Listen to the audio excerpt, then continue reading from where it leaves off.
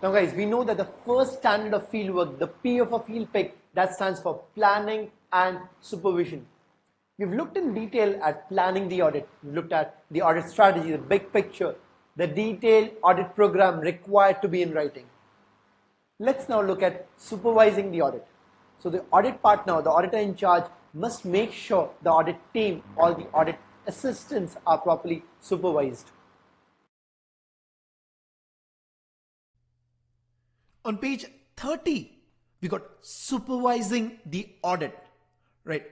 PIC, the field pick, and circle P, because the P of the pick is planning and supervision. The engagement partner is responsible for the direction, supervision, and performance of the audit in compliance with GAS. Highlight direction of the engagement team, which involves underline informing the members of the engagement team of matters including their underline responsibilities, underline objectives of the work to be performed, underline nature of the entity's business, underline risk related issues, underline problems that may arise on the audit, underline detailed approach to the performance of the engagement.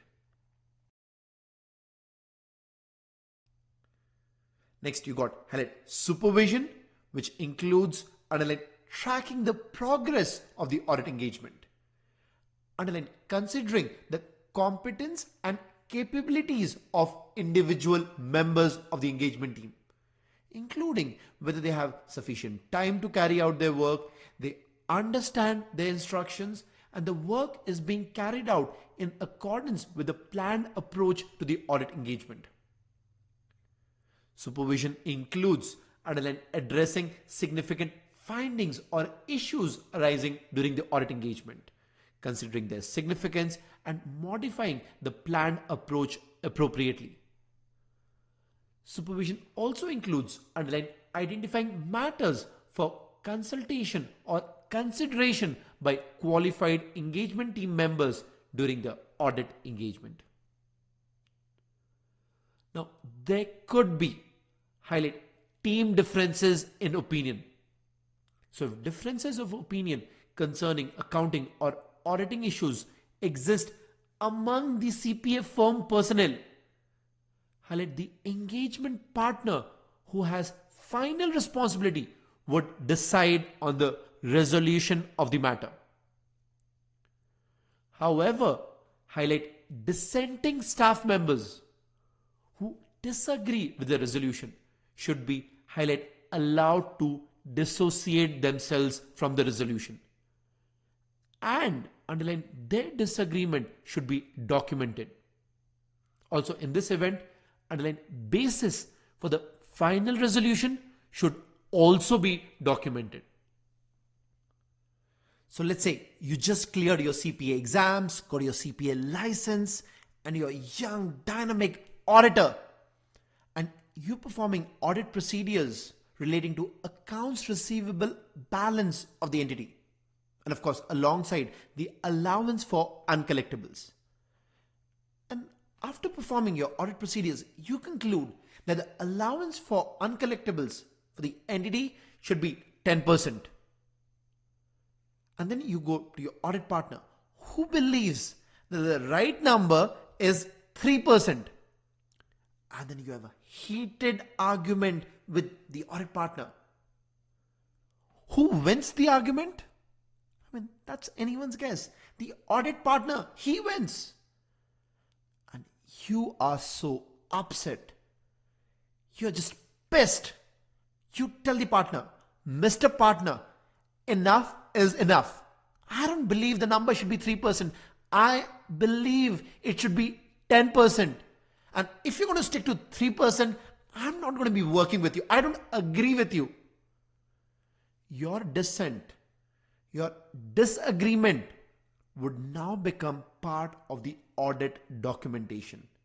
And the audit partner would also have to document the basis for the final resolution. Now, of course, this could happen only on the CPA exams. In real life, you would call it a serious career limiting move.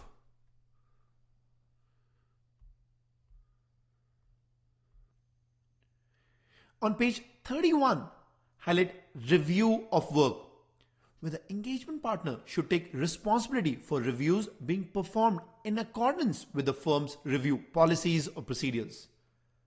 Now, the firm's review responsibility policies or procedures are determined on the basis that underlined suitably experienced team members review the work of other team members. And on the third sub-bullet there, highlight engagement partner's review of the work performed.